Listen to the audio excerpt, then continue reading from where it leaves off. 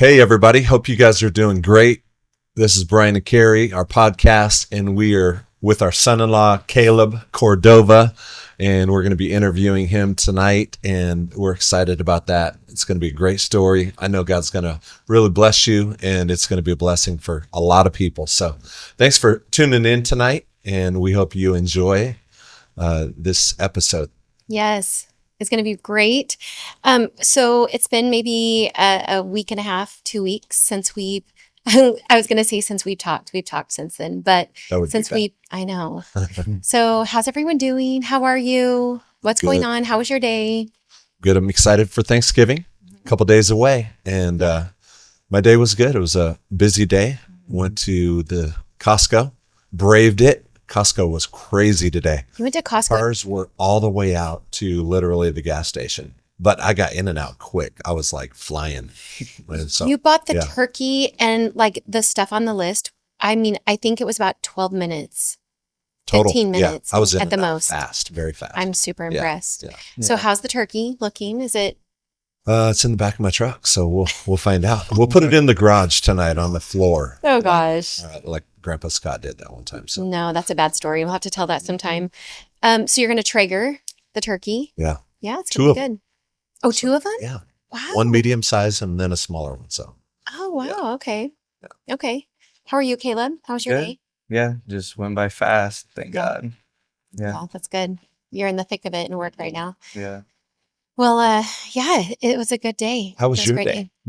Good. We're decorating for Christmas around here, which I love. I love the season. Love it. Mhm. Lots of decorating. Yes. So our kids Lots of trees. Yes. How many trees have you decorated? I think 4 that I've decorated in this season for people. But our tree in the kids area is my favorite. It's a big Candyland tree. So that was a lot of fun. And then I went and I pruned our blackberry and raspberry bushes and blueberry bushes today because I heard it's supposed to snow. Probably tonight. Yeah. So I wanted to get snow today. Everything kind of put to bed for the winter. Farmer was pruning. I mean, who knows? She's quite the farmer. She is. Yeah. No, you'll see next spring. Yeah. There's fruit. I don't know. There better be some blackberries. If you kill them all, we're going to be so mad. I know. I'll have to buy them at the farmer's market. I'll plant more. It's my first year. I'm experimenting. So yeah. We'll forgive you. Thank you. Okay. Well, let's get started in this conversation. We talked to you, Caleb, I don't know, like a month ago, and we were, like we said, we're super prayerful about everyone that we interview. And you came to our hearts to have a conversation. You've been through a lot in your life, and we love you so much. And you are someone that we would love to talk to. But I feel like you've experienced things in your life that will be a blessing to others, but also like an encouragement for others who are maybe in the process that you have been in different points of your life. So I guess we'll just start, and babe, you can also chime in on this. Yeah, but I will. Caleb, tell us who you are and just like a little bit about yourself. Yeah, so I'm from Wapato, so it's 15 minutes from Yakima. I come from a family of, I guess there's 4 of us, but my parents got another addition, so there's 5 kids. I'm the only boy. That's either good or bad. I don't know. Good or bad for you? Yeah, I don't know if that's good or bad. Yeah, I grew up as pretty much a farmer kid. The first thing I knew how to drive was a tractor. Wow. And then not automatic, but then stick shift was the next thing. Grew up playing sports. My dad didn't. I would say he gave us the option, but when we chose the option of doing sports, I guess one good thing was once we chose something and we committed to it, we had to finish it. It wasn't like we don't like it and we have to be done. We quit. So he's like, no, you got to finish it all the way through. What did you play?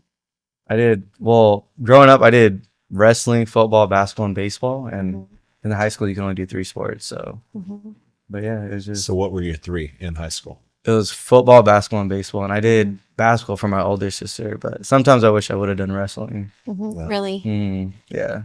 So, you guys have a motto in your family, the best never settle. Is that correct? Do you want to talk about that? Yeah, so it comes from my older sister, Hannah, who passed away. And it was just something, I don't know, like the the whole story of it, of how it even came, but my parents made shirts. They actually did a basketball tournament when I was young, and I don't know, it's just like I have it tattooed, and it's just like the best never settle. Like, um, I just think as even with God, like God never settles for anything. Like, I mean, God's unchanging, but he just doesn't settle for just mediocre. He always wants the best. Mhm. And so I don't know, just implying that in my life, being saved now, it's like, oh dang, there's actually more meaning to it than just a worldly aspect. Yeah, that's so good. So when you say you're saved now, do you want to explain like what that was like Yeah. as you found Christ? Yeah, so like I grew up in the church, and I remember like being younger, actually just seeing like Jesus walk down the aisles of like the church that we used to go to. But then we started getting into sports, and we kind of just sports became an idol to my family. That's really what it was. It was an idol, and sadly, like I know a lot of kids do, is I place my identity in sports. And so like that was pretty much our entire life, was just playing sports and nothing but sports, and just pretty much like when you do good, like that's successful. Like failure was kind of not an option, I guess. Like I don't know, it was just very temperamental, I guess, is with sports in my mind. But uh yeah, I mean, so when it took us away from it, my sister passed away. So when I was 10 in a car accident, so that it brought a realization to me that like death was real. At like, being a fifth grader, I like understood like, dang, death is real. Like Mhm. we all face that. Like I had that reality, and luckily, like my dad responded in a way of, we have to go back to church, and he brought us back to that foundation. And I would say, yeah, like I would have my little Jesus moments, but I never had a relationship with him. With Jesus, it was kind of like I played the part. I was good. I didn't live like I was never wild. I never partied, smoked, drank, slept around or anything. But uh, I just was worldly. Like, I mean, Bible says if you don't accept Jesus as your Lord and Savior, whether you're a good person your entire life or you live like hell, like you don't make it to heaven. And so I was one of those persons, like people would deem me as good, but I still wouldn't make it to heaven because I never had a personal relationship with Jesus. And so, luckily with my dad, just instilling not just God, but Jesus into our lives. Mhm. When I had my Jesus moment, I really knew who to cry out to. Yeah. And I'm really thankful that, because if my dad didn't instill that, I would probably, who knows, would have just been crying out to God. And there's a lot of other gods out there that claim they're God, but Jesus is like a whole different aspect. When was that? So when my grandpa Joe passed away, I was in depression. I was very fearful. I had anxiety. I was just a wreck because I had trauma from my sister, and I, for some reason, would blame myself for her death, which, I mean, it's not realistic, but the enemy would just play that in my mind growing up. And I would just have this seasonal depression in February, because that's when she passed away, where I just go into this deep state of like depression. And so my grandpa passed away in February, so I was already in a deep state of depression. Mm. And so I remember when my dad was on the phone, and I was sitting at the dining room, and I was doing homework actually, and I already knew my grandpa wasn't doing well.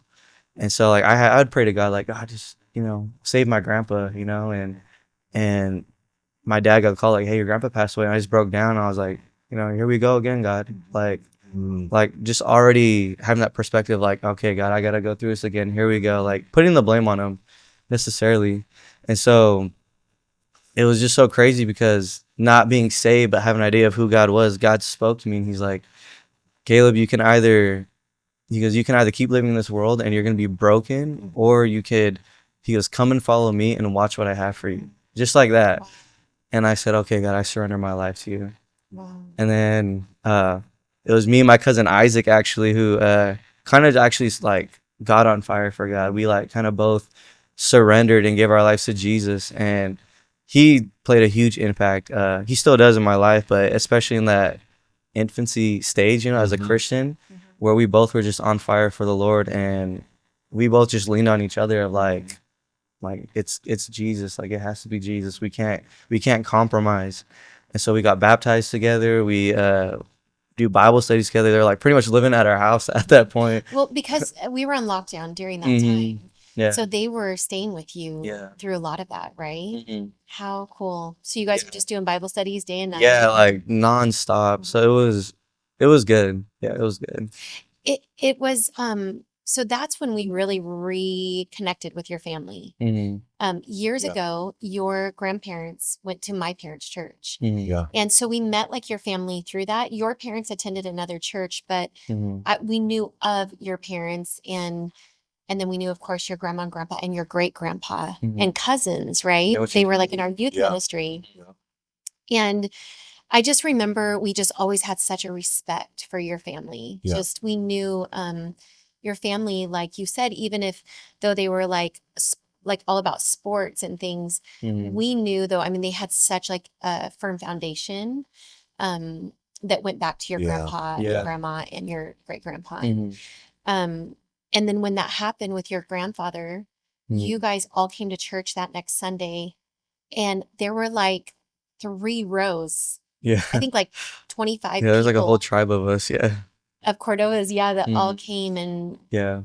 all kinds of cousins Mhm. that came. Yeah. Yeah. And luckily, I think because my dad and even my uncle Tim, like being like my second dad, um, I'd say they're like the heads of our family and direct our family, and it was kind of like, it was kind of that moment like, as for me and my family, like we shall serve the Lord, and they're like, we're all going to church. Like they didn't give us, and granted, like I get like surrendering my life to Jesus, I was all for it, but they definitely were like, we're all going to church. Like there's no excuse for anybody. We're all going to church. Wow. Mhm. Yeah. And so luckily for like men of God like that, like, you know, impacted my life. Yeah. Wow. Mhm. That's awesome. And I remember so we were just getting to know you. Now your mom and your sister and your grandma, they had been Yeah. attending, and Mhm. They were attending first. yes, Yeah. and just I love your mom so much, and just getting, a chance to get to know her and getting to know your sisters, and your sister got married here, and Yeah. just precious, and of course your grandma Becky just was like Mhm. family to us. And I remember when you all shared on Mother's Day, and you were sharing, I believe this was that week that you were sharing, and God spoke to me so clearly and said, "That's Alexis's husband." And Who's Alexis? so Alexis is our daughter. Yeah, just Alexis is our daughter. Maybe we'll Yeah. get her in here Yeah. in just a little bit. But I was like shook by that, because I was like, oh my gosh, wait, that's crazy, Mhm. But just having an opportunity to get to know you Mhm. was just like, oh my gosh, I remember you came and shared a dream that you had, that it was literally prophetically where our youth, like what our youth was built on, which is actually Mhm. crazy right now, Yeah. considering. And I'm like, oh my gosh, you've got to come to youth, like just Mhm. come and help them. And then you started bringing your friends that were all getting radically saved Yeah. to youth, and everyone just became like youth leaders, Mhm. and literally have made such an impact even now with our Mhm. youth ministry Yeah. Yeah. from that time. So Yeah. That time was so crazy to think it was about. acceleration, It was. truly. It really was. But it was from like, I think so many years of prayer, Mhm. that it's just like when it was the right time and the right Yeah. place, it Yeah. just matched up, and God just was like, Yeah. we don't have time to waste. Yeah. Yeah. So it's incredible. Okay, so do you want to tell us then about the relationship that started with our daughter? Yeah. You just go there. Yeah. When you avoided her for I like did. 6 I did. months. I was intimidated by her. She's So she beautiful. No, she's beautiful. It's not because, yeah, She thought you hated she's her. beautiful. Yeah, it was just so intimidating. Yeah, yeah. Well, even, yeah, she was beautiful. I mean, we both, like I saw her at our first tent revival, Mhm. and I was just like, oh yeah, she's like a pretty girl. And both that time we were like in opposite relationships. And so, God literally, I think we both like ended our previous relationships like at the same time, which was kind of crazy, like looking back. And then God was just healing both of us at I would say accelerating time, because I would just watch, I was just so deep in my word, and just like I don't want or need anybody else besides God. Not because an ignorant way, but just in a way of like, got it. It just has to be you, you know? Mm-hmm. And so then, yeah, I got invited to youth, and then we started like seeing each other a lot more. And obviously, like, I started developing feelings. I'm like, she's like beautiful inside out. Like, I like her, but I was so intimidated because I'm like, this is a pastor's kid. Like, I remember my dad telling me, like, growing up, he goes, count the cost. And he's like, you have to count the cost for everything. And so just counting the cost of like, okay, I'm marrying a pastor. Like, I like a pastor's kid. I know I know being a pastor is easy. I never thought like it was. So I was just like, okay, I got to count the cost. It's kind of intimidating because all the eyes are on her. Like, and so here I am stepping into her life, and everyone's like, well, who's this boy, you know? And it was just very intimidating. And I'm a very shy person. Like, if you don't, just a very shy person. So, luckily, I mean, just people in my life helped me grow and push out of that. And so we finally started talking. I asked for your guys' permission to obviously date your daughter. And so then things just took off like that. Conversation. Yeah, we're sitting in. I want to. There's so many times that I wanted to ask him, and then you guys would show up, and then finally, yeah, you actually brought it up. We're in his office. And he's like, "So, you like my daughter?" Yeah. I was like, "Yeah, actually, this is why I'm actually here." Yeah, I knew you wanted to talk to me. Yeah. So I just broke the ice for you. That was Yeah. nice of you. That was a good dad move. Yeah, it was clutch because I'm like, I don't even know how So to. this guy's intimidated. Yeah, for sure. You could be kind of intimidating, especially in that situation of like trying to. Well, because he's always like, I mean, there's so many times he's like, "What's up, bro?" So it's like, but it's just like when it's like a dad and his daughter. Yeah. It's like, okay, like that's territory, you know, like Right. in a healthy way, because I see that with my dad. It's like, all right, that's territory, you know. Right. And out of respect, I'm like, dang, I just don't know how to go about this. Right. And I remember so Alexis, she was preparing to go hunting with Brian. You guys are getting ready. And I think you had mentioned like, I'm kind of interested in hunting. Just because of her. Just because of Just her. because of, I mean, I wanted to always hunt, but I just never had an excuse to go. So I was like, you know what? So as you guys were like at this point just friends, like you didn't know anything, like would ever develop with you guys, but you're just buddies. And so Brian and I get them all and take them to deer hunting. Jordan, Yeah. and Yeah, so we all you went all to go hunting. deer Yeah. hunting. Yeah, we The whole tribe. We all went. And I heard that, so Brian, you kept Alexis with you Yeah. hunting, Yeah. but sent Caleb off into the Did woods I by say- himself Like, I was like, "Where's I Jordan?" wonder why. in the dark. Lord, cold. you I can was take him out. No, I'm joking. I was like, "I've never hunted before. I'm in the middle of nowhere. I'm kind of with strangers." Were you, Like, were you by yourself? I was close, I think, with to Jordan. guys are and pretty Mariah close. a little bit. Yeah, like I think I followed them, and then Jordan's like, "All right, we're gonna go over here." Like they weren't far, but I mean, like in the Mariah middle of went nowhere. too? Yeah, Mariah went. Yeah, Wow. I remember we parked on the side of the road, and you're like, "All right, you go this way." You said you go that way. Yeah, Alexis, You chased stay the with deer me. to us. yeah, literally, yeah. Alexis, you stay with me. Oh, man. Yeah. So your mom and we would conspire and just pray. I'll just say we would pray. And Because you actually told his mom. I didn't. Oh, I think I kind of. You I did. did tell her, but Yeah. she didn't remember because I said it in passing. I was so shook that I heard that that I did, and when I told her, it was right after service, and she doesn't even remember that I told her that Yeah. because it was so quick in passing, and I don't even think I told you, babe, Mhm. but I just tucked that away in my heart Yeah. because I'm like, God, I don't want to interfere in any way, so I did not tell Alexis. I just tucked it away and I'm like, okay, we'll just pray on this. But because you wouldn't ask her, I was like, this Yeah. actually is never going to happen. So I did tell your mom, I'm like, hey, I don't know if Caleb's interested or not. And if he's not, it's okay. But if he is, like, we need to like push this along Yeah. because It was she's just gonna so be intimidating at that before moment. he asks I mean, him. maybe Jordan kind of understands a little bit, but it was so intimidating. And then it was just something so new. Yeah. And then being, like, I would say freshly saved, I'm like, Mhm. I just had no guidance on it whatsoever. Mhm. And so then I was just like, dang. And then my friends were freshly saved, so I'm like, well, they have no idea how to like enter into a process or like what to do, because we come from like a worldly perspective. So I was just like, I want to make sure I honor God in all of this and all I do. Yeah.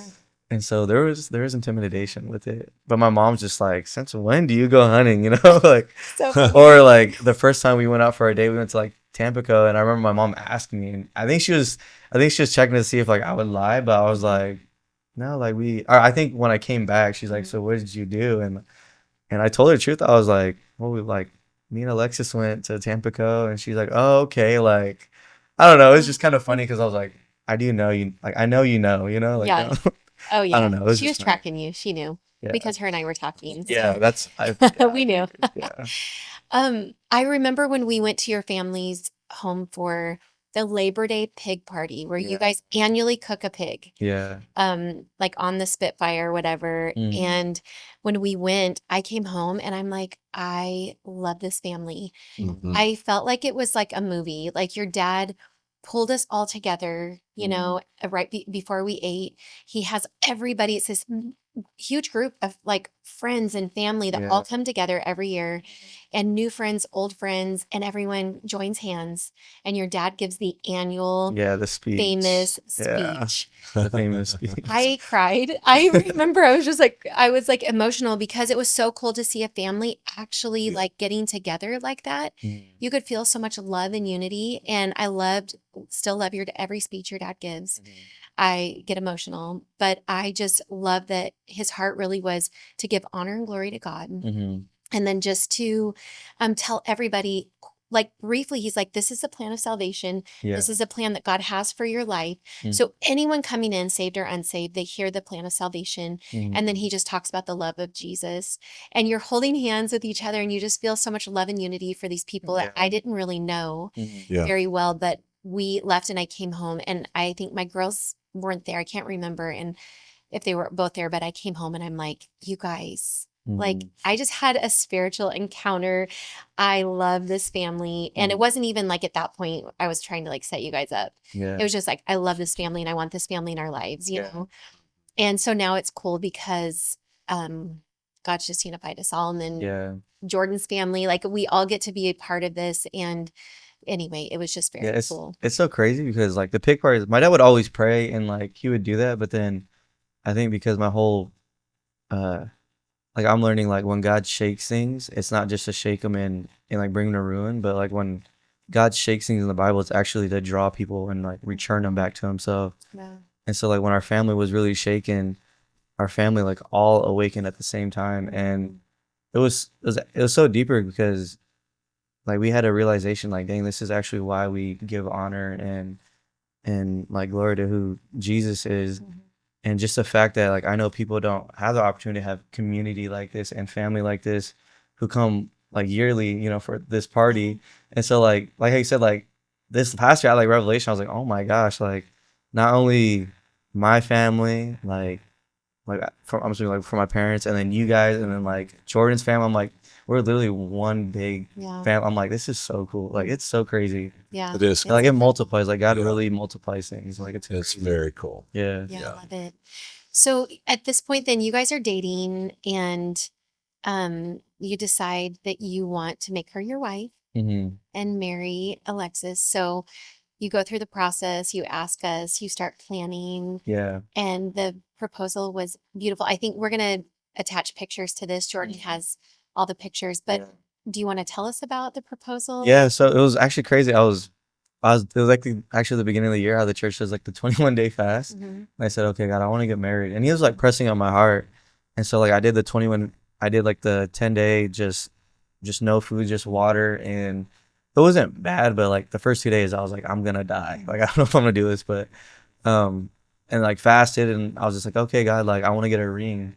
Let's say this though, really quickly. We didn't realize that you were in the middle of that really intense fast. Yeah. You fasted a lot actually in that season. So I don't know if this particular time, but we had a meeting at one of our favorite Mexican restaurants in town. Oh, yeah.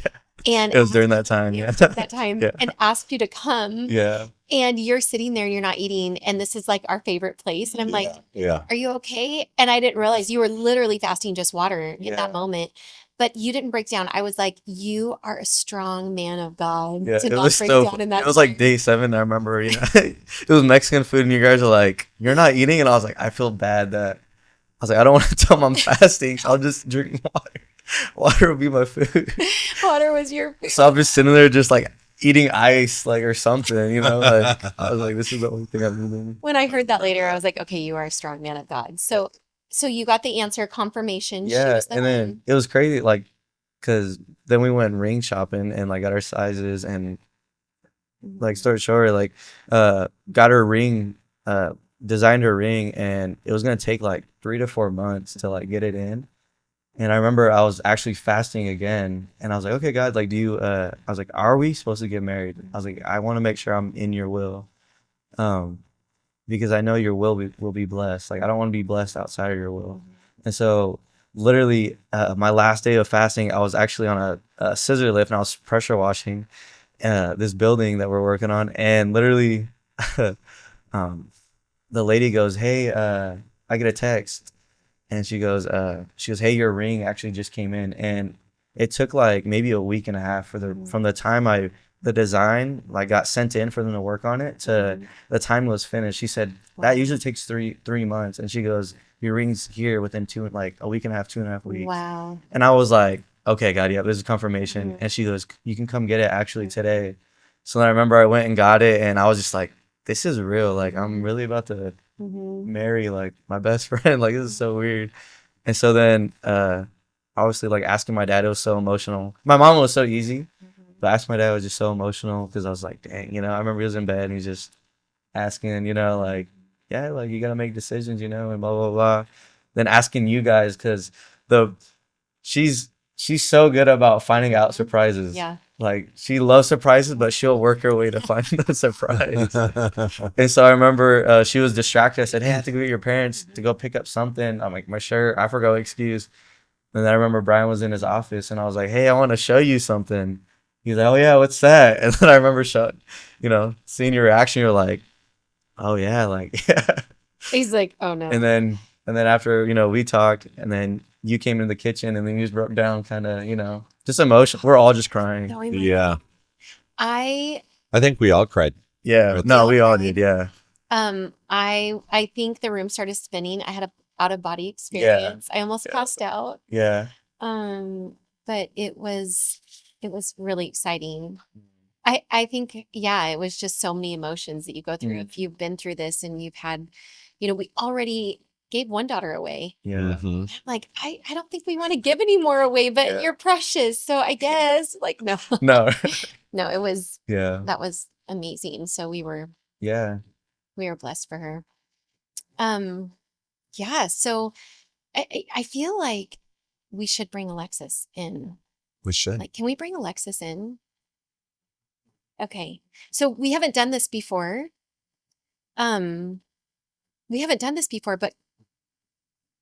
can we bring her into this? Sure. Okay. Probably real quick. Yeah. Okay. I know she has a dinner to go to. Just real quick. Okay. So we decided just to go off script a little bit, and we're bringing Alexis on. I mean, she's sitting here watching, and I'm like, I feel awkward that we're telling your story and she's sitting right here. We wanted to bring her in. So this is Alexis, our daughter. Hi, guys. And he's telling your whole love story. You probably heard. Is there anything that you want to add to it or contest on it or Contest? No, I think you hit it all. No? Did you know that right away that you wanted to marry him? Yes, I remember actually the moment. We were standing outside, and it was like after a youth night. It was just me and you, but we were just friends. Just friends. But I remember and I actually didn't know him well, but I remember God spoke to me like probably the only time in my life I've like literally heard God's voice to where I like actually like looked around. And I remember God said, Caleb's your husband. And it freaked me out. Like, I felt like I was having a heart attack and like convulsing. It was actually kind of scary. And no, literally, it was actually scary because I like felt like I literally heard God's voice. It was bizarre. And I was nowhere near ready to be in a relationship. So that was terrifying. And then I think I remember I told you after, and I was like, do not tell a soul this. But I think God told me Caleb's my husband.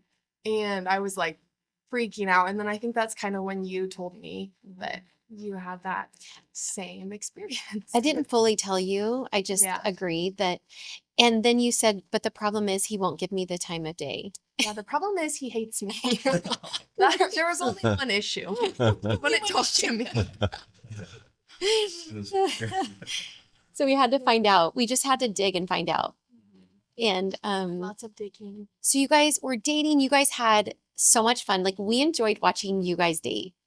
Because you did it so right. You did it with just so much just integrity and purity. And I love that Caleb would make anything that you wanted to do, he would make it possible. So you would say, I would love to ride four-wheelers. Next thing you know, Caleb is getting a four-wheeler off the farm and bringing it into West Valley. Yeah. Riding through orchards. She was a scary driver, but it was worth it. Yeah, she was crazy on the floor. Oh, I bet. She's a fun gal. She's a thrill seeker. Yeah, for sure. And you guys were just down for like anything that, I mean, you It's a guys, good time. you had a good time. Yeah. It was fun. So then you decided to propose. You got the ring. We almost Mhm. passed out. We were just talking about that. We were trying to keep it quiet, but you are very hard to keep a secret from. Mm-hmm.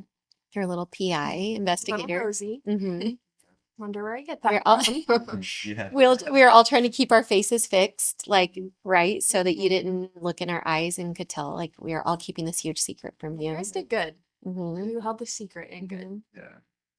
So, that was, then you decided to propose on, what was the date? It was March 30th or 31st. It was the day after 1 year. I think it was the 30th. The 30th. Mhm. Or no, 31st, I think. Is there March 31st? There was. Oh, so it was March 31st. Because I remember that Mhm. we got engaged a day after our 1 year. Like 1 year. Mhm. Yes. And it was Easter. We were going to be in the building. So that must have been April 1st Yeah. that we were going to be in our brand new building that we kind of like set up church. So there was a lot going on in that week. Mhm. So you were proposing. Tell us about the letters. Tell us like how you proposed and what that looked like. So when we started dating, I don't know, like this idea came up of writing these, love letters of just like, just reaffirming like her identity in Christ and like, just really who she is. And the beginning of each letter, I would, pretty much I wrote, I don't know how many letters are, but like, each letter, had like the word W, and then the next letter started with I, and it just at the end spelled out, "Will you marry me?"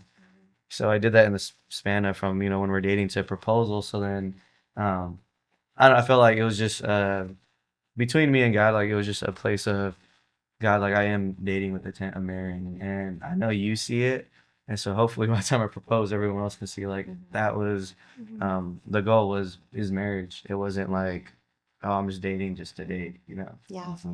One thing that you said to us when you asked for her hand, you said, oh, I feel emotional about this, but I'm not going to cry about this right now. You said, when I'm with Alexis, I feel like I'm home. Oh yeah. And I was like, oh my goodness, that is so precious. So, so you wrote these letters to her for all of these months. Alexis, did you ever notice those letters on the letters? No, I never noticed it. And even during the proposal, I still was, I had a blonde moment, but I still like did not realize those were the letters that he had written me for months because I had like tucked them away and had them in like a special spot so nobody would have found you had to them. dig through 'em. So So I was like, oh, maybe was he, stressing. yeah, this was crazy because we had just moved that week. Yeah. There was a lot going a on. lot happening. So- That week we just moved into kind of a transitional place until we bought a place. So we put everything in the garage. And Caleb, like the day before the proposal, was like, hey, I wrote these letters to her and I need them all because it's going to spell out, will you marry me? And we're going to hang the letters. And I'm like, Caleb, our entire house is in this tiny garage packed tight. It's a So big I had to start Did you know through- where they were at? Did you find? No, I had to I had find them, her like, boxes. pretty good, I feel like. Yeah. She hid them so well. make it not obvious. So I'd ask her like every so often because I'm like, if I keep asking her where the letter's at, I never realized she that's would- what you were that's what I'm asking. saying, because she's an investigator. She'd be like, what are you doing? Right? That's so funny. Well, I think I had even like hid them from myself. I couldn't find them. And I think I remember you asking me, and I was like, I have no clue where these letters are. And I kept telling him, I cannot find them. You're going to have to write new letters. Yeah. And he's like, and Caleb is the most like sweetest, like soft spoken, kind person. And he was like, you have to find those letters. And I was like, oh, he means business. So I just prayed. I said, Holy Spirit, you have to help me find these letters. Went straight to the box. After I'd already been Did you really? After that prayer, I went straight. It was a needle in a haystack. Went straight to that box. Wow. And there they were. Mhm. Look at the Lord. Look at the Lord. So we go and set all the stuff up that you had. You had it prepared like Mhm. exactly like you wanted it. Mhm. So thoughtful up in the mountains. Mm-hmm. Yeah. It was beautiful. Yeah, he was very particular. He did it all himself, planned it out, had a whole spreadsheet, I think. You had like a group chat Yeah. where everyone needed to be at that exact time. Yeah. You had them turn off their locations, which that's the part that got me. I was Yeah. like, why does everyone I know have their location off? Everyone did. Then it'd be like, okay. She's like, I don't know. Yeah, that What was good. Mm-hmm. Shout out to the sisters Yeah. and my mom. And your mom. Yeah. Yeah. And you took your grandpa's old car. I don't know if we have this in a picture, but you took your grandpa's old car and drove her up in the mountains. Yeah. Oh, an old truck. What year? Yeah. The blue one? Yeah. 1932. Mhm. Almost 100 years old. Wow. That's Yeah. good. And I got her like a week prior to getting Mhm. engaged, so I could tame her. Mm-hmm. To like it sounds funny, but like to really like tame her getting used to it, because I'm like, if I just show up one day like, hey, let's go on a picnic, she'd be like, well, why are we taking your grandpa's car? So I'm Right. like, so I drove that the entire week, and thank God for my grandpa. He's just like, yeah, use it for what you want, you know. So cute. So that's why we just drove it that entire week Mhm. everywhere, and we get thumbs up, you know. People You're like, driving down Yakima Avenue, yeah, everyone's just like, that's sick, you know. Like it was just so funny. We had, yeah, and it's got a really cool horn too, doesn't yeah, it? yeah, a little whistle, yeah. That's so cool. So you went up, had the most beautiful proposal, had a photographer there, and that was beautiful. Happiest day of your lives up to that point, Yeah. right? Mhm. Then I don't know. Do you want to say anything about that? Or I mean, yeah, it was surreal. We're like, Mhm. dang, and she was just like, huh, like, and I was like, okay, like after we got done, we had to like clean up, and I remember I was stressing that you guys are still there, because I think we were like falling behind the track or something like that. Mhm. And so I was slowly, and I remember I was asking you, I was like, we're almost there, right? Or how much? You kept saying the whole drive, you were like, how many minutes till we get there? I was like, I don't know. 'Cause I was so stressed that you guys were gonna be pulling out while we're coming in, and I'm like, dang, she would. Yes, you would Yeah. know. Mhm. No, but the part that threw me off was he was so casual and not nervous. And if you know Caleb, when he's nervous, like it's easy to tell because he Mhm. starts like he talks a million miles a minute, and Holy he Spirit. yeah, and he That's was a so testimony. calm. There was the Holy So I was Spirit. like, oh no, it's not happening today Mhm. because he wouldn't be this calm. He was just making conversation, Yeah, so nonchalant. yeah. I think because I already cried prior to that. Oh, got it all yeah. My dad like called me. He's like, okay, and then he just prayed for me. We're just both crying on the phone on the way to like go pick her up, and I'm like, all right, Lord, help me, because I'm gonna be Wow. obvious. Mhm. And so later the Holy Spirit just overtook my body or something. I mean, Wow. yeah. It's That's awesome. awesome. It was beautiful. So they will have pictures of that beautiful day. So the next day is Easter, and you guys were just glowing, and all your family was there for that Yeah. Easter service. It was a beautiful service. We had a vacation plan for spring break. So that was the sad thing. You guys had to leave each other right after the engagement. Yeah. We left and went to Arizona, and we were there for, 2 days. Springs. Oh, and Palm Springs. Yeah. Yeah, Palm Springs, Indio, California. Yeah. We were there a couple days, and leading up to this, you were working. I'll just say this really quickly. You've been fasting a lot, Mhm. but you had also been working like a ton. You were just getting started with a construction company. Yeah. And you guys were dating, and so you guys were burning the candle at both ends and not sleeping a lot. No. And Yeah. you were just like always like oh my gosh, I'm so tired. I'm like, oh, bless Caleb. I He's so know, I was like, why tired. is this kid I always went so tired? literally what beginning of relationship was her falling asleep, and then I'm just up by myself, Mhm. and then the roles started switching where I would fall asleep and she's up by herself. Mhm. It's like 8 p.m. and he's asleep. I'm like, why is this kid always tired? But he Yeah. also doesn't drink caffeine. Yeah, No that's what we coffee. So I thought. was like, okay, maybe he just needs a little coffee in his life. Yeah, I was like, he just needs, I'm like, Caleb, you really need to embrace the coffee life.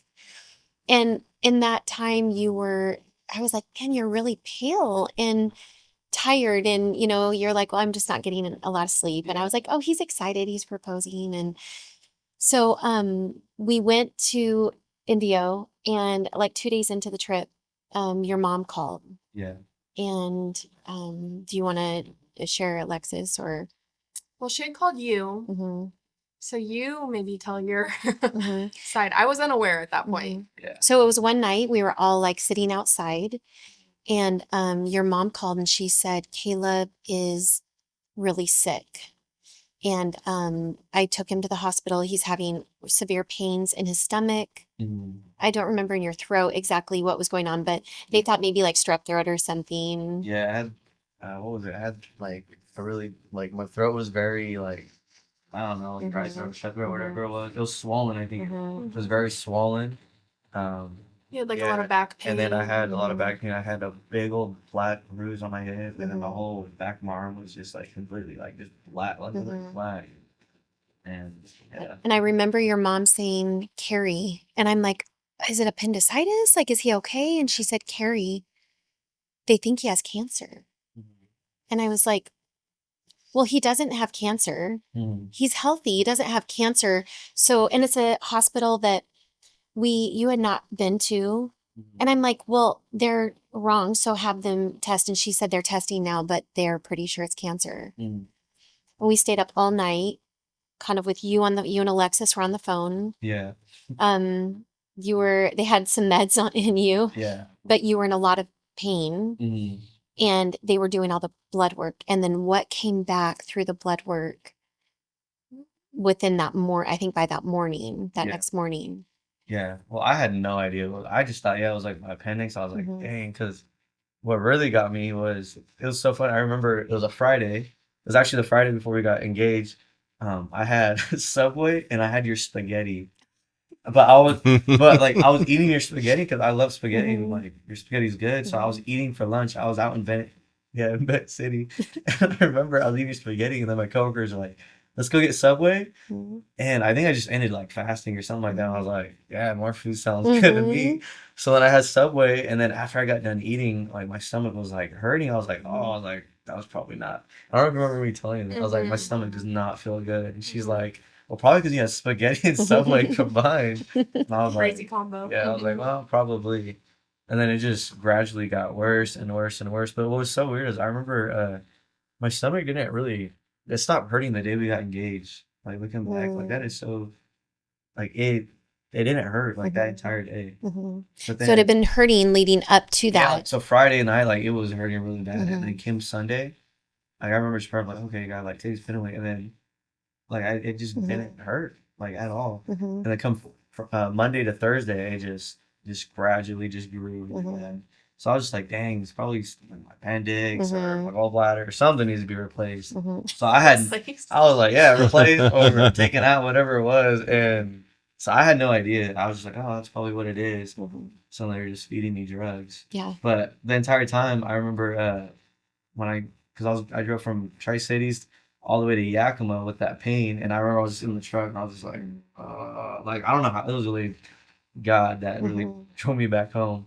My mom took me to urgent care. I didn't want to tell her at all because I was like, I don't want to freak her out. I'm okay. I've never gone to the hospital. Like I'm okay. Like this is Mhm. fine. And so my mom took me to urgent care. My cousin was there. She's like, hey, this is not Caleb. Take him to the hospital. Mhm. Go to the hospital. And I'm still not telling her. I'm like, I cannot tell her Mhm. that I'm going to the hospital because I don't want to freak her out. Mhm. And so finally, like, it got so bad. Yeah, they put me like the ER room, and I'm sitting there, and they're giving me, the good stuff, the drugs. And I'm like, oh man, like, and it's still hurting. Like, they had to give me so much dosage because the pain was so bad. And so finally, my mom's like, have you told Alexis? And I was like, no. She's like, you need to tell her. And I was like, Mom, I did not want to freak her out. Mhm. Like, they're on vacation. I do not want to ruin it. She's like, I'm going to call Carrie. And I said, okay. And then, yeah, then my mom called you. So when she called, I'm like, well, that's totally not, we're not, that's not the case, you know? But when she called, Alexis came in immediately and we had like a family kind of meeting and we were talking about it. And I think at that point, everyone went into, you went on a walk, everyone, we went into the room, everyone's just like instantly just crying and praying. And like, this is not happening. Mhm. And, just instantly went into intercession for you. And we were like, we need to get home like immediately. Cause we felt like in our spirits, we were like, this is not good. Like Yeah. this isn't good. And I know when they said they couldn't transport you because they thought if they transported you, you wouldn't make it. That's when it was like, no, this is very, very serious. Why did they think you couldn't make that transportation from like Lower Valley to Seattle? I have no idea. I just remember my doctor said, pretty much she's like, hey, the insurance doesn't think you're sick enough to get a life flighted. You're gonna have to wait for an ambulance. Well, and you were bleeding internally. That Yeah. was the bruising, correct? So yeah, I was bleeding because we thought originally it was hematoma. I remember getting out of the shower before I went to the hospital, and I had this black bruising. And I told Mom, I freaked out. I was like, what the heck? Because I've never bruised like ever. And so, this girl, a family friend, she's like she called her cousin who's a doctor. She's like, oh, it's hematoma. Then I called my friend Noe, his uncle's a physician. He's like, oh yeah, it's hematoma. It's just like internal bleeding, it'll go away kind of thing. And so I was like, oh, it's kind of that. So then finding out like, yeah, it was internal bleeding. I was like, oh. But at this point I was drugged up and I was just like, Yeah. God, it's probably like I had no idea Well, what was going on. and you sat there for hours and hours because they couldn't airlift you because of an insurance situation. So your mom said, we talked to another nurse that's a friend, and we were all like, get him out of that hospital and drive him. Like, everyone's just like, but the doctor told your mom, if you drive him and there's even you hit the wrong bump, even he will bleed to death. And so your mom, your parents, like in that moment, I can't even imagine, but your mom had so much peace, but was still like frantic on the inside. Like, I've got to get my son taken to Seattle immediately where they can help him. And I think at that point they were able to secure an ambulance. They had like one ambulance in the entire area. Yeah, which is really bad. So they had to wait for someone else to be transported and have to wait for them to come all the way back and pick you up. Yeah, I waited a whole 12 hours just like in the ER room, and they just had to like keep giving like double doses because like my pain was just so bad, and like to calm me down because I'm like, what is going on now? Yeah. At that point too, your platelets what were they? 17,000? Yeah, it was 17,000, and normally an average person is like 150 to like 400,000, 450,000. So I was like well below. Worried. Yeah. And your platelets is what allows your body to clot. And so I couldn't clot if I would have bled out, or would have bled, I would have died. So they got carefully transported you after 12 hours of sitting in the ER. They got you to Tacoma. Yeah. What was the name? St. Joseph. St. Joseph, yeah. In Tacoma. And do you want to tell us what happened once you were in there? Yeah, so I remember like leaving Prosser Hospital, and my mom and dad just prayed over me, and I was just like, what's going on, and I was just so chill, just like, the Lord has me. And so I remember getting in the ambulance, and I think I was texting you at that time, huh? Like, Yeah, he was like sending me selfies in the ambulance. I think you were very high at that point, but I was like, I'm sobbing, and you're just sending me like selfies. Yeah, I was trying to. I wasn't trying to like stress any of you guys out, or my family. And so then I was literally just evangelizing to the ambulance people. I was just like, do you know Jesus as your Lord and Savior? I said, I got a story to tell you. And they're breaking down crying, and I got to pray for them, and high as a kite, but I got to like, there's no high like that. No, I was like, I'm not high on this, I'm high on the Lord. And so literally it was a bumpy ride, but it was cool because I got to lead people to salvation. And like really to share the gospel of Jesus being sick. So I was like, oh, this is cool. Like, Yeah. I don't know, it just felt like a not an everyday thing, but I was just like, you know what, like these people here need to hear the Lord. Yeah.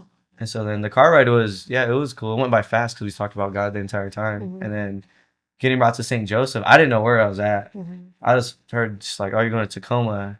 They took me in the back, went through an elevator, didn't know what floor I was on, took Mhm. me in a room. They're like, here, you need to change, you know? So I had no idea. I didn't know where really my family was. I knew my cousin Isaac and Zeke were meeting me there. So I kind of had no idea what really was like Mhm. happening. Yeah. Yeah. And you arrived to the hospital, Mhm. and then you were admitted, and then Your family they all came. began. Yeah. Your family all came. They began to do tests, right? Yeah. And your So, family all gathered together. yeah. So Mhm. at this point, that's when I found out you guys were coming back. Mhm. And I felt so bad because I was like, dang, I owe them a trip, which I still got. I just felt so, I was just like, oh my gosh, like I owe these guys a trip. Here I am, like, you know, they're having a good time, and then I get sick. Like, I was just like, oh my gosh, you know. But I remember he was just like a general doctor. He came in, it was me and my cousin Isaac and Zeke, and they come in, and he's just like, you know why, like, you're in here? And I said, oh, like, something like eternal, you know, like my appendix or gallbladder. And he's like, no, like they think you have cancer. Mhm. And like I was just like, what the heck, you know? And immediately like I see my cousin's reaction. I was like, okay, like I gotta be strong in this Mhm. because I want them to be ministered to as like, Mhm. you know, like God has me. Mhm. So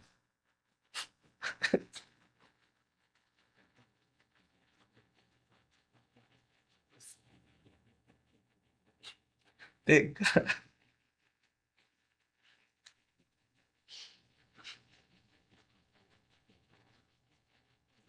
yeah, I just try to be so strong for my family.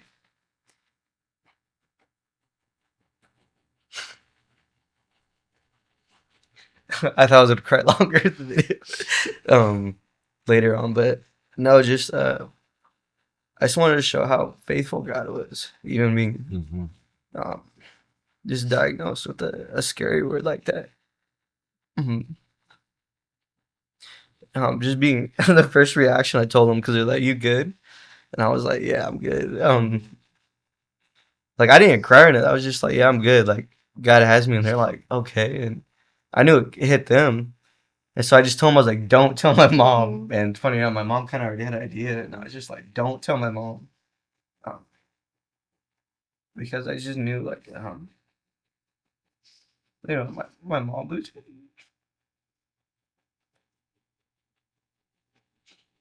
Mhm. Mhm. I just knowing my mom lost my sister, my mom, and dad. Um, I was just like, dang, like, this just can't happen. You know, two kids. Um, so then, you know, just I lost my dignity in the hospital. Like I did, like Yeah. no shame, you know. Like they're like, hey, the strip down, we have to do a full body search, and I'm like, heck, no, I'm not doing that. But just finding out, and then you guys coming, um,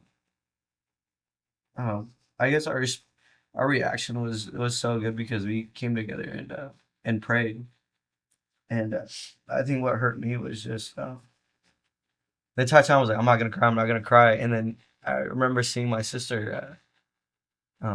Bree and Ari crying when they're like, "Hey, he has leukemia, APL," and I was just like, I saw him crying. I was like, "Dang, I lost it." Mhm. Because I was fine, but just the fact that I knew my family was hurting, that's Mhm. when I lost it. Yeah. That's yeah, really when I broke down. So just being diagnosed and just processing, and the doctor's like, you're okay," and I'm just like, "No, I'm not crying because I'm Yeah. diagnosed. I'm crying because now I know what I thought my mind was a burden to you guys." Um, yeah, I just the enemy really the enemy started that was the moment when I'd say the enemy threw a seed in my mind of I'm a burden to my family being Mm. diagnosed. Wow. Um, and that's when I just yeah, it just broke down. He's like, "You're okay," and I'm like, "I'm not crying because I'm dying. Like I don't care if I'm Yeah. diagnosed. I don't care." Like I was like, just the fact that I see my family hurting. I Yeah. was like, this is not Mhm. Like, that's why I'm not fine. Mhm. And so, I mean, then I remember you guys came in. I remember my dad's like, "Hey, Alexis is gonna come in," and so like you guys came in, and I'm not trying to cry, and you coming in crying. I'm like, "Gosh, dang it," like it was just like Yeah. a wave, of just I don't know, surprise, I Mhm. guess. We had been in the waiting room with your family. So the whole waiting room was full of your family. And there was just such the most powerful prayer meeting that erupted in that, and just everyone just literally on their faces before the Lord, just crying out to the Lord and just saying, Lord, you are our strength, like praying for you, but like, God, you are our strength. And then going into the room where the doctor was talking to your family, and just the strength that was in that room from your family, like your hearts were breaking but still having just so much strength in the Lord. It was so hard, but it was so beautiful Mm-hmm. to see that. And I remember when I think at one point everyone had kind of left, and Brian and I were in there with you, and I don't know if you had asked to speak with us or we just happened to be in there, but you said, I'm going to be okay, but please take care of my parents. And that was like, I was like, man, I just saw your faith so strong that no matter what happens, I'm going to be okay. Yeah. Take care of my parents and take care of Alexis. And we were like, of course we will. In this whole process, we will, but like, you're going to be okay. You're walking out of this hospital, room. Yeah. That was the start of what kind of a journey did that look like for you? Well, I've never been in a hospital, and then, the enemy was just using a person, um, just like really like making it even more worse. You're gonna be stuck here till Christmas, and this is in April, and I'm like, I'm gonna be here Actually, a for nurse said that to yeah, you. nurse, and I was just like, what? And then she's like, yeah, like just a lot of negativity. I'm just like, oh my gosh. I was like, I do not want to be. That's what I was just more I think concerned about. I was like, I do not want to be in a room, um, that's like 5 by 5, like just so tiny. I was like, I cannot be locked up here. Like I went from literally like to work, to church, like to helping out, to just go go go, and then my life just stops, and I'm like, I don't even know what to do anymore. Yeah. And so I remember, just like when I got diagnosed, I kind of was just like, I remember like I just wanted people out, and I was just like, I need to meet with the Lord right now, like, and so and at that point I was just like bruised up all over my body because he's kept poking me, and finally like they allowed me to shower, and I just remember like talking to the Lord, and I was like, God, I won't ever ask you why. Um, I was like, and it's so weird because I was like, God, thank you for giving me cancer. Um, I know people think like they can blame the enemy as the enemy caused you to like have a sickness or whatever it is. But I was like, God, I was like, this is a track record that I will have for eternity, of a miracle that you're gonna do. Like I can brag about what you've done in my life, delivering me and healing me from cancer. And man, it was just so crazy because I'm just like, God, like, um, this same God that you are in the Old Testament, who manifested Himself, um, not just in a cloud of pillar, not obviously like Jesus himself, like the same God who healed then. I was like, I know you can heal me now because I seen God use me heal people, and I'm like, how can you not just heal me? Um, and I knew whether it was um, I was like, you know what, I was like, it's a win-win for me. I either don't make it, but I go to heaven, like I was like, or I get healed. I was like, it's one or the other. I was like, I'm good. But I remember I was like, God, like I was like, I don't need confirmation. I was like, I know you're gonna heal me. I just knew in my spirit. I was like, I'm gonna be healed from this. Um, and so I remember like I don't know, it was like day 2 or day 3 of being there, and the one of the nurses said, she goes, hey, you gotta let us know if you fall, if you have a bloody nose or anything, because she was, you'll die and bleed out. And that was the first time I ever heard it. She goes, you'll die and bleed out. She's like, we can't do nothing about it. She's like, you need to tell us. And it was crazy right away. Um, from the night prior to getting engaged with her, to the night I got diagnosed, I woke up in the middle of the night with a bloody nose, and like I'd wake up with just my blood all over my pillow, and I'm like, why am I having bloody noses?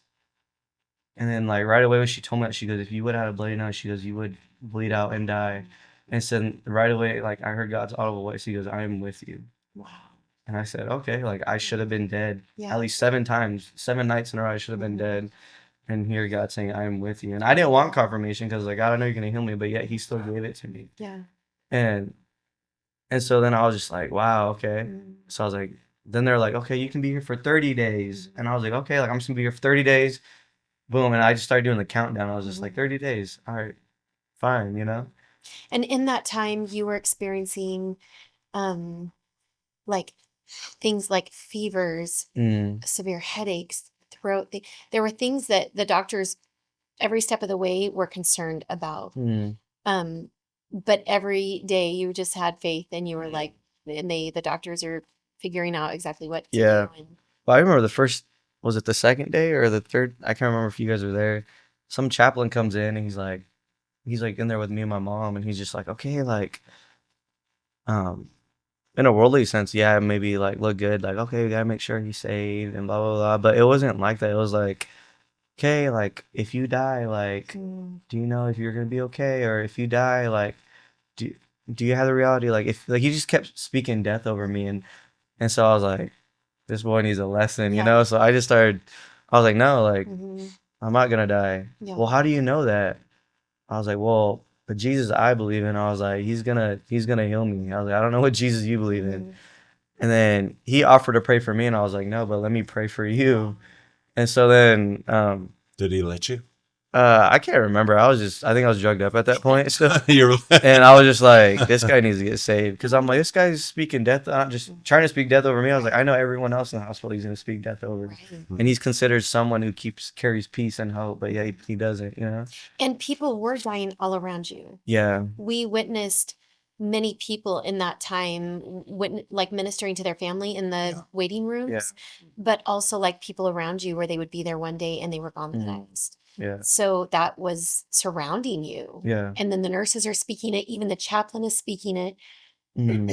So you began chemo pretty Yeah, was it? Did you guys right like away. day 3 or something like that? I was Exactly. in. Quickly. You began to Yeah. Yeah, and it was away. the only thing I was worried about with chemo. I was like, dang, I'm gonna lose my hair. I'm about to be a baldy. I was like, I'm gonna have to wear a beanie, you know? That was an Like, emotional day for you. When you yeah, I was just like, dang it. Like that was the only concern I had was that. And then they say like chemo can affect, you know, having kids. And I was like, shoot, you know?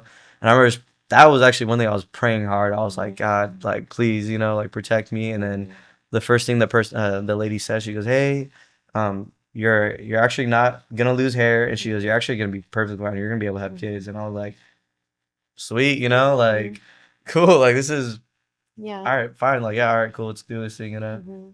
And then they're just saying like it's rat poisoning we're gonna put in you. It And actually was, right? yeah, It was actually arsenic. was, yeah. Mhm.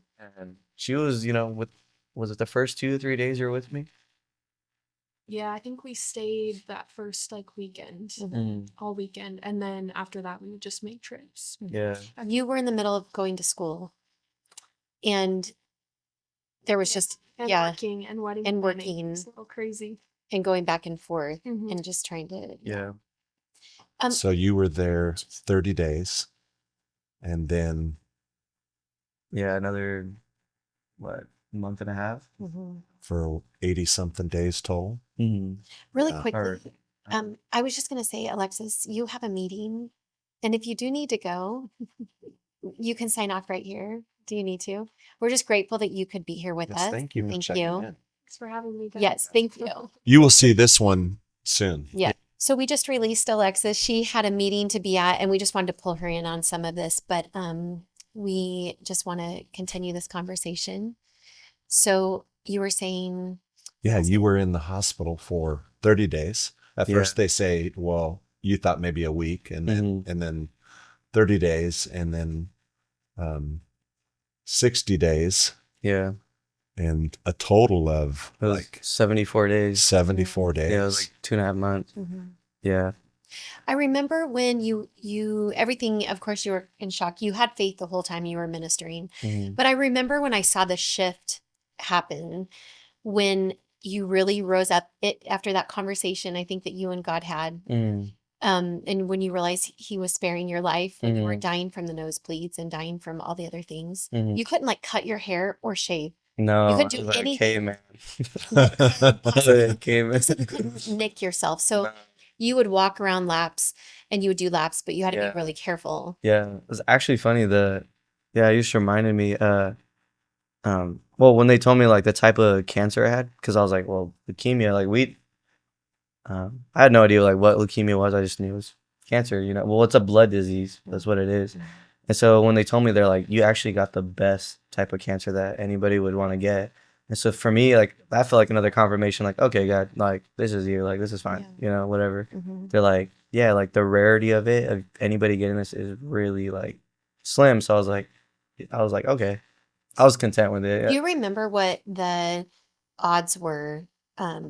Like how rare that was? I don't know. It was, I just remember it was like, yeah, I remember it was extremely rare. What was the name again of it? It was it's called APL. It's called like acute I can't remember, poly something leukemia, and it's just it was a fast growing um it's a fast growing blood disease.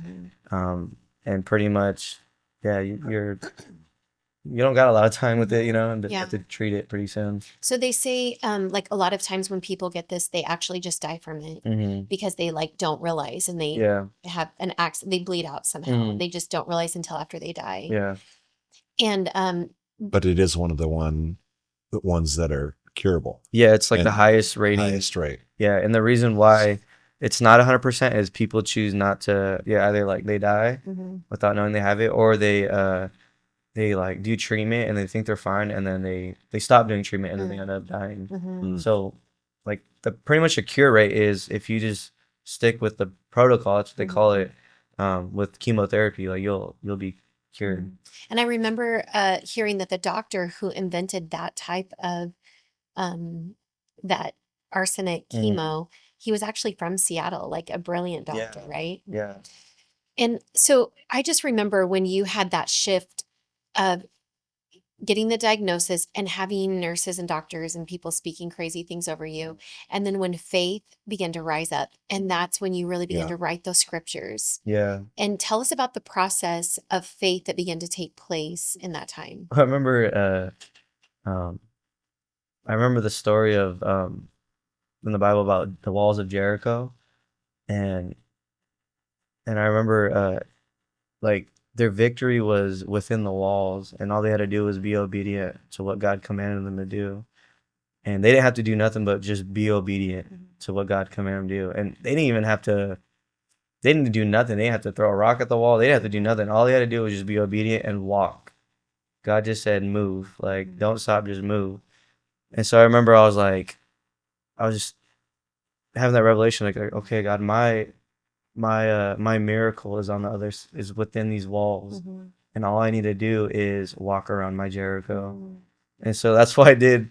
You know, that's when I said you reminded me. When I do laps, I would just do laps for hours and like thousands of laps, just and then with worship music and just like, okay, God, um, my miracle is within those Jericho walls. And what's crazy, like with how they do what do you call it when they uh not artifacts, I can't think of the word, when they just not discover it but they analyze like the old ruins, what's it called, archaeologicals. Mhm. Yeah. And now they're actually saying like the walls of Jericho actually didn't fall outside in, they actually fell inside out. So it was like someone actually pushed the walls from inside out. Wow. And so I was like, well, I know I can't push the walls outside in, but I know who can push them inside out. Wow. And so I was just like, I just got to be obedient and faithful to God. And so then I was like, okay, God, like, how can I minister to people? I was like, how can people get saved from this? And so then I was just, well, I had no paper. So then I remember for my meals, which were terrible, but my brother-in-law Jamie thought they were the best. He's like, add salt to it. I was like, really? yeah. He's like, add salt to it. I was like, salt makes it worse. Like, I don't know what you're talking about. He's just like, add salt, you know? Like, he's my coach. And I remember I was like, oh, I got napkins with this, and I had a pen, so I was like, oh, I'll just start writing Bible verses. And I was like, so whoever at least looks into this room, or my nurses come to this room, um, I don't have to do nothing. They can just see the word of God for themselves. And I just remember my nurses, like, they would always draw blood, and I can't remember what scripture I had. I think it above my headboard, and it said, "It is finished." And they would, I just knew that would minister because as they drew I noticed from a pattern they would just draw my blood and they would just look up, and so I'm like, okay, I'm gonna be strategic and place my napkins, my Bible verse napkins, where they look. And so I started strategizing, like, because not all of it was covered. There was like one wall that was covered because I'm like, they look this way more. And then I'm like, okay, like I'm gonna put just one verse. I don't know. I just put "It is finished" on right above my headboard because I'm like, they need to know that I'm gonna be healed. Yeah. And so yeah, God just started strategizing and giving me verses to write on the on a napkin, you know. And then my cousins, I had Alexis, I had my sister write Bible verse, and then they would just put them up. So it wasn't even me. I'm like, you know, everyone's ministering to people that come in. Yes. Yeah. Mm. And I know every time we would go in there, just reading the scriptures, and we felt so encouraged. Like so many people were encouraged Yeah. by your faith in that season. Yeah. And yeah, I just know you ministered to so many people, and your mom and dad, your dad was ministering to so many people outside of the hospital. Like so many. Yeah, literally. He would go because the food was so awful. Luckily my parents would go and get me food, and my dad would on the way he would walk to Safeway. And what's the area? It's like on the wall. Hilltop. Hilltop Yeah, in Tacoma. Yeah. What top 5 in the country, like Yeah. murder rate or whatever. And my dad would walk down that neighborhood and he would just minister to people. And my mom be like, who's that? And the guy'd be like, how's your son Caleb doing? Or my dad's like, oh, like he gave his life to the Lord. Or I talk about Jesus. Like, so it wasn't just me. Like I knew that we as a family, like we just ministered to people. And I was like, I know there's a reward in heaven. I was like, I want as many people, to go. Yeah. Your mom was ministering to a lot of families who were going through it. I know she would sit with many family members and just praying with them and sharing just the love of Jesus to them. It was incredible. And so tell us, like, anyone else that, like, all your nurses, I know they all got, like, you were preaching to all of them. They loved you so much. Yeah. They loved you. So, how long did this go on for? And then what happened with the cancer? So it was like day 70. I can't remember what day number it was for like on chemotherapy. And at this point, like I was taking probably like over like 30 to 40 pills a day of just my body trying to keep up with the chemo. And so it was just, your body would feel tired, but they would like, hey, you need to walk.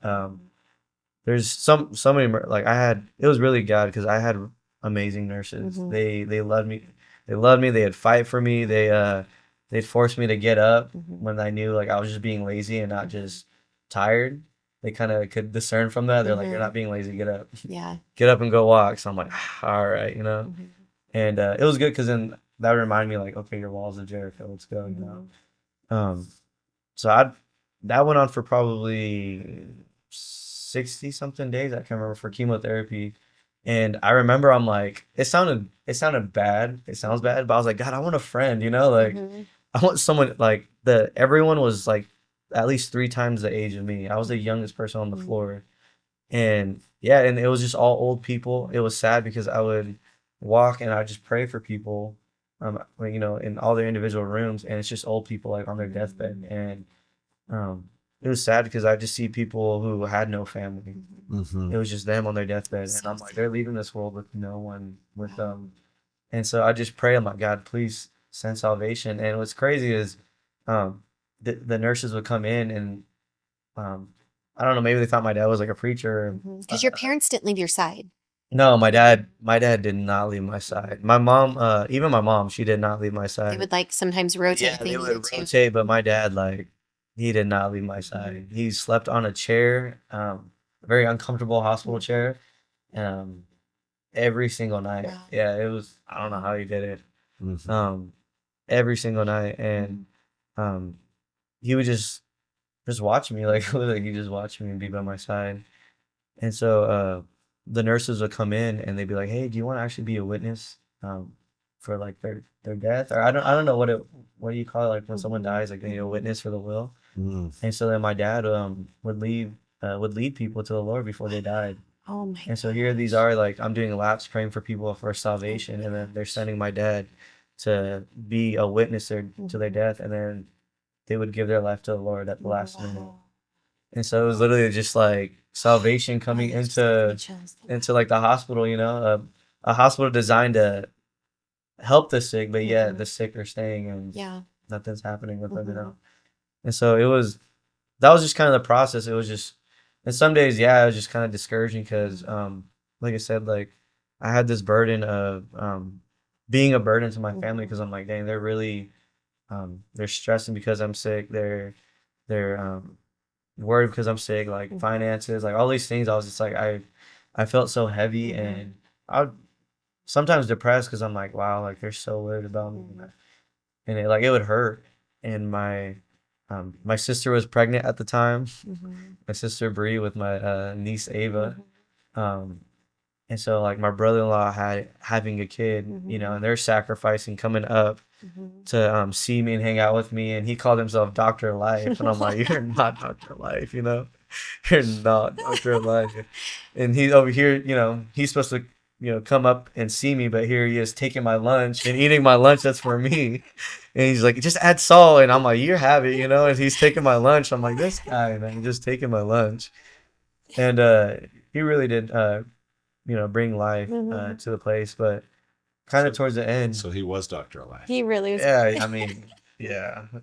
He's gonna love that. Yeah, oh yeah, for sure. He was definitely bringing joy. Yeah. Yeah. And even in the middle of that, we were like, well, we're gonna have to wait, because we had no projection of, well, how long I'm gonna be here. So I remember we were talking like, well, are we gonna get married? And Right. and so finally, I told Alexis, I was like, let's just pray about it, and she's just like, no, we're getting married this year. And I was like, we're like, we don't even know when I'm gonna get out. She was like, we're gonna get married this year. So then I remember you guys, Alexis, you guys just buckled down and planned a wedding while she's working, going to school, and then obviously you guys building the new church that we're in now, and then on top of that, pastoring, like all these things, and we're all just planning a wedding. It was crazy. Like, it was It was crazy. Like, When I would drive her to see you, and you guys would go straight into wedding planning. yeah, You had your computer out, and you guys would plan, and your mom and we would visit, and we would grab like food or whatever for you guys, and you guys were like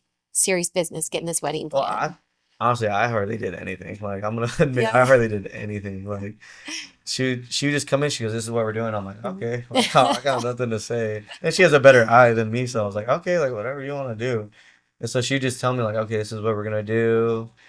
And yeah, it was just that was kind of it. And it was so cool that so many people from the community really rallied. Yeah. The videographer did it for free, Yeah, he and the blessed it. photographer gave you guys like a great discount, and like everyone around just I feel like really rallied that as soon as you came out that you could have this wedding. So you got out in what was the date? It was June 17th. It was a day after my older sister passed away, her birthday. Oh, So that was kind of like another like emotional moment for my family, because we're like wow, like when you feel like there's death, but yeah, God will bring life into something. right. And so like that just brought a lot of emotion, but also like healing that we needed. I think would have been the only way for my family to be healed. Honestly, was going through something like that. Yeah, so it was interesting. It was interesting how that all panned out. But yeah, like we planned a whole wedding, and then we're just pushing through chemotherapy. My numbers were getting lower and lower and lower, and I remember from when day 30 hit, I was so disappointed and upset, because I was like, oh my gosh, I'm not out. And I was so frustrated and mad at myself because I knew I couldn't heal myself. And God convicted me. Like he really convicted he convicted me a lot. He's like, instead of putting your focus on when will you be out. How about you just focus on me and take me day by day? Mm-hmm. Like stop, because people tend to look just for the destination instead of enjoying the journey. And I was looking just for the destination, not really enjoying the journey. Yeah. And so the journey was kind of miserable. But then once I stopped focusing on the destination and just enjoyed my journey, then the destination still took a while, but I enjoyed the journey. And so when I did that, my whole perspective, my attitude really did change. And yeah, it just was, things just started coming to light. I remember me and Alexis were like, okay, God, we were praying about finding a house. And I remember Jim and Jerry, they're doing the beef, raising money for me and Alexis. And that was a huge blessing because literally they're like, oh, their cow was named Rainbow. And it was so crazy when we heard what the cow's name was. I think it was like the following day. I looked out my window, and this was the first time ever that was sunny. God not only made appear a rainbow, but it was a double rainbow. Wow. Outside, like literally right outside of my room where the window was. And like, I'm like, you can't make, people are gonna be like, oh, that's just a coincidence. But that's not a coincidence. Literally, you find out what the cow that, that they're auctioning or whatever you call it, raffling. The name was to God, like just God confirming himself in it, Yeah, major blessing. And so it was just like, wow. And so we're praying for a house. Literally the next day, God blesses us with a house through a wonderful person, from the church. And things really, God was just lining up as we're going through the journey. And I'm just like, this is so crazy. Like, you're just like, this is literally God. Yeah, everything. Yeah. So your numbers, like totally, by the time you were out, totally were like back to normal, and you were released. Yeah, it was. And the thing that you get to do on that floor, and I think this is with a lot of cancer patients that actually make it out, is ring the bell. And we were there for that, and watching you ring that bell and then walk out, which was awesome. Yeah, and it was such a miracle. And they tell us, they're like, hardly any people ring this bell. And I'm like, I'm gonna be that first person to ring that bell, like that's what they told you. Yeah, they're like, people do not leave here ringing that bell. And I'm like, oh my gosh. Like, okay. I was like, you're about to get proven wrong right now, Cancer care? Oh, ring this bell 3 times well. It's told to clearly say, my treatment's done, this course is run, and I am on my way.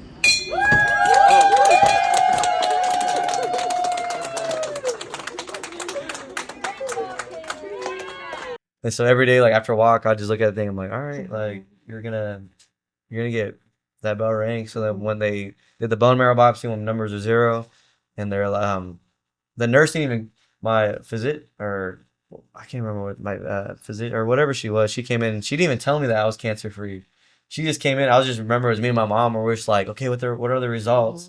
Because the results, remember, these kept delaying and delaying and delaying, and she came in not even excited. She said, well, your numbers are kind of like, they're 0, they're negative. And so my mom were like, does that mean like I'm cancer free? She goes, yeah, it means you're cancer free.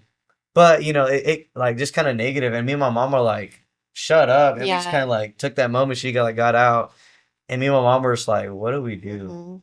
And I remember just that heaviness really just broke off. Like, it really did break off, and I was like, I can breathe. Like, I'm not a burden no more. Like, that's what it really felt like. I was like, I'm not a burden no more. And so then we got to, they were fighting my potassium levels, and really at that point, the enemy was just trying to keep me in the hospital because it was like an extra week or 2 weeks. They're like, no, his potassium levels aren't. Right. Which, I mean, it was good, but it got to a point where my levels were good, and then they're just trying to hold me and hold. We're like, me. what? That's like that spirit of control was trying to keep you there. We were like, release the man of God, get him out of there. Yeah, it was so crazy. And so then they finally released me, and then we got to ring.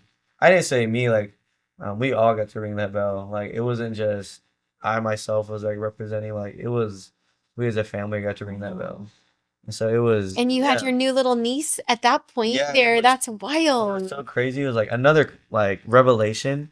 It was like when my sister was pregnant with my niece, like kind of towards the end, was like when we as a family started going through all this like trial. And it was so crazy. It was like when there could have been depression, fear, anxiety, like all these things. She's the most joyful baby like ever. like so happy and joyful. And I remember just like, God speaking about like that's just another little like, I would say like residue of me. Like Yes. that's a reminder that there is joy in Mhm. brokenness. There is joy Yes. in turmoil. There is joy. There is me. Like Mhm. not even the word joy, but like there is me in all Mhm. this. I'm like, okay, God, like yeah, Wow. like it's so true. Yeah. Over and over, so many signs.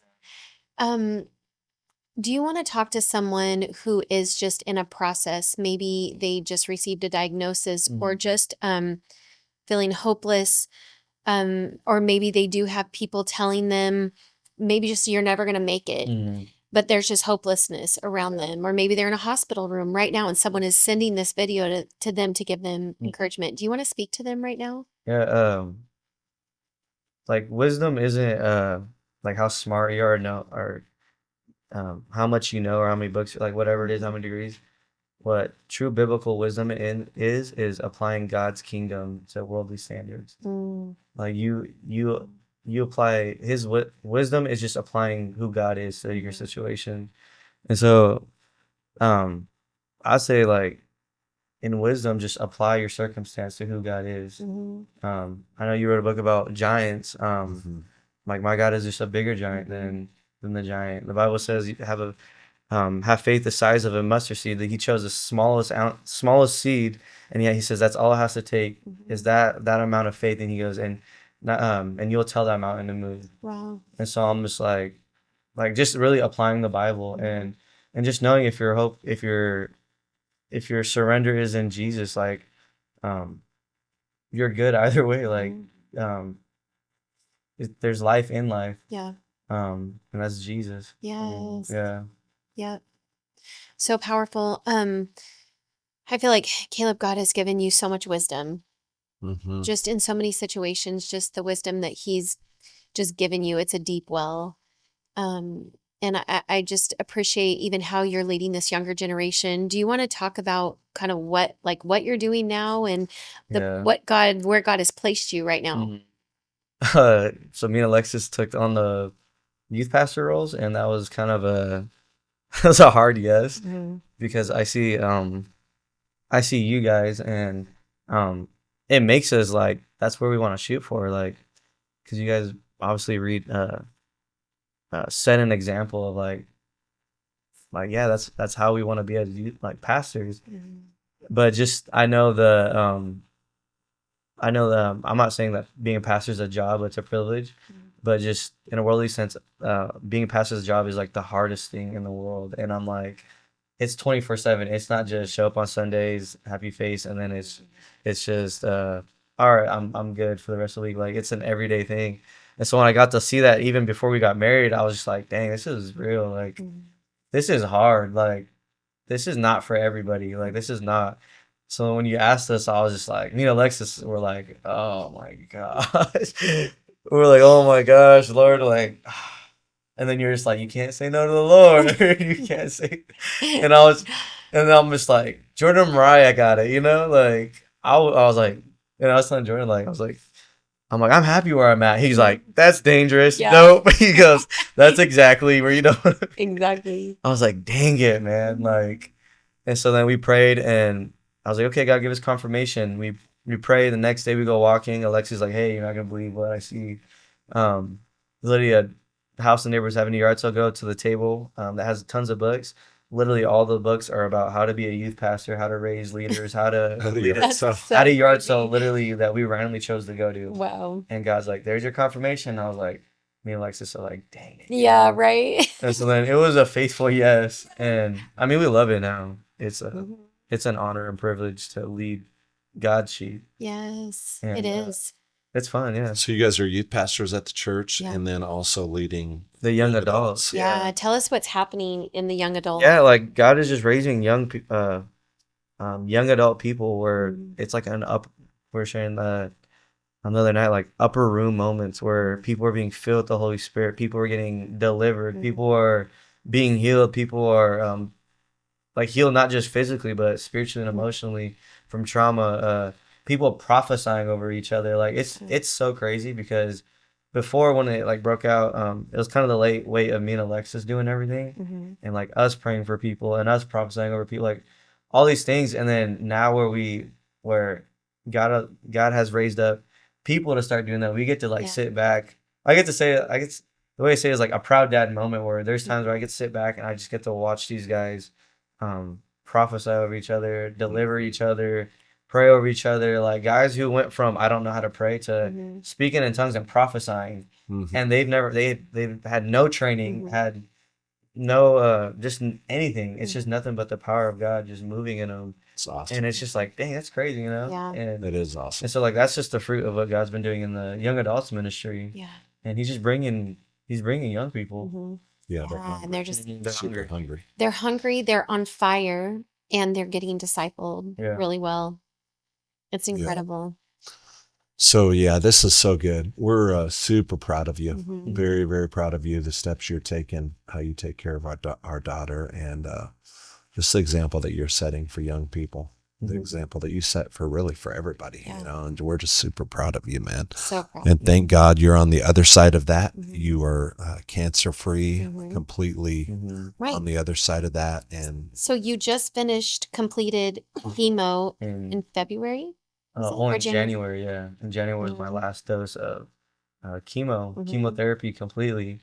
And You then just had the port removed? when I got the bone marrow biopsy, they were like, yep, it was already like a check, like, yep, you're good on being cancer free. And then was it last month? We all took a trip to Yep. Tacoma, which was a fun trip, and then got Mhm. my port out, and now everything's just completely out and done. Yeah. Mm-hmm. It's amazing. What a story. yeah, What a story. lots of people blessed by your life. Yep. And will Mhm. continue to be. Like you said in the Mhm. very beginning, this is it's going to be a testimony that you carry with you for Mhm. the rest of your life. And then what's amazing too is the compassion that you have now for people that Mhm. are walking through that or just walking through tough Yeah. situations. Mm-hmm. You have been you've been you have a level of compassion that you didn't have Mm-hmm. for people, and you're going to be able to minister to a ton of people. Mm-hmm. And so I know God's just going to continue to use you in a great way. Mhm. Yeah, it's an honor just to be part of God's kingdom, just in general.